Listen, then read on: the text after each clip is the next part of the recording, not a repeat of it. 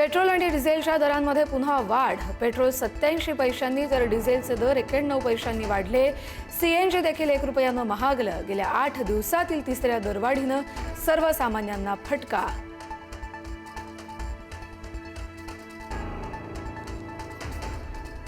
पंतप्रधानांच्या आवाहनानंतर फडणवीसांचा वंदे भारतनं प्रवास। मुख्यमंत्री फडणवीस वंदे भारतनं शिर्डीला रवाना।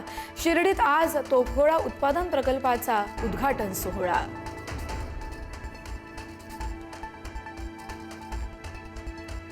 परभणीमध्ये डिझेलसाठी शेतकऱ्यांकडे सातबाऱ्याची मागणी, तर खरीपाच्या पेरण्या तोंडावर असताना असे निर्णय चुकीचे। शेतकरी नेते राजू शेट्टी यांचा प्रशासनावर रोष।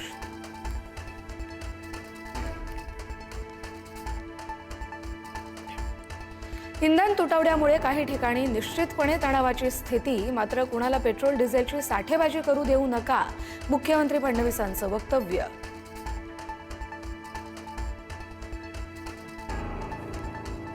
पंतप्रधान मोदींच्या आवाहनानंतर देशभरात सोन्याची 2,500 कोटींची उलाढाल मंदावली। मुंबईतील निम्म्याहून अधिक सुवर्ण कारागीर मूळगावी रवाना।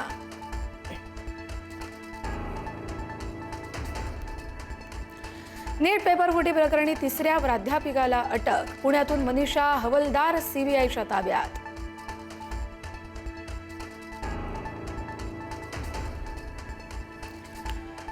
छत्रपती शिवाजी महाराज अंगात येत असल्याचं भासवत भोंदूकडून फसवणूक। सांगलीच्या विटामधील धक्कादायक प्रकार। गर्भपाताचा सल्ला देत एका कुटुंबाची केली फसवणूक।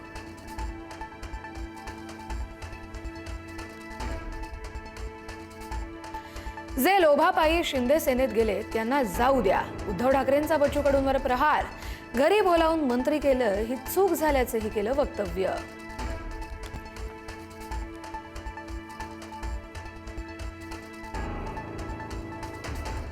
उपमुख्यमंत्री एकनाथ शिंदे यांनी संजय शिरसाटांना सुनावले खडे बोल।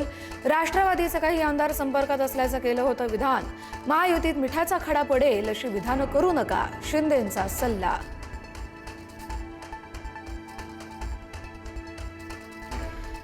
ट्विशा जानवाचा पती समर्थचं जबलपूर कोर्टात आत्मसमर्पण। न्यायाधीशांचा मात्र आत्मसमर्पण स्वीकारण्यास नकार।